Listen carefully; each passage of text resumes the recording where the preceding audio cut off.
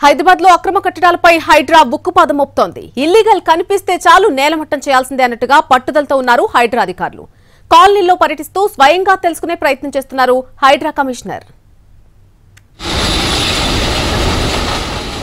హైదరాబాద్ లో అక్రమ కట్టడాలపై ఉక్కుపాదం, నేలమట్టం అవుతున్న భవనాలు సమాచారం ఇస్తే చాలు కూల్చివేతలే. ఒకప్పుడు లేక్ సిటీగా పేరొందిన భాగ్యనగర ఖ్యాతి కబ్జాలతో కాలగర్భంలో కలిసిపోతోంది. గడిచిన 44 ఏళ్లలో అనేక చెరువులు కనుమరుగైనట్లు నేషనల్ రిమోట్ సెన్సింగ్ సెంటర్ నివేదిక వెల్లడించింది. మహానగరంలో 60% పైగా తటాకాలు అన్యాక్రాంతమయ్యాయని తేల్చింది.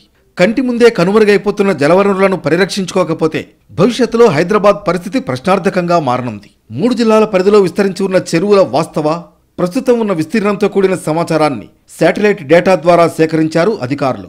కబ్జాకు గురైన స్థలాలపై విడతల వారీగా చర్యలు తీసుకుంటామని హైడ్రా కమిషనర్ రంగనాథ్ సైతం స్పష్టం చేశారు.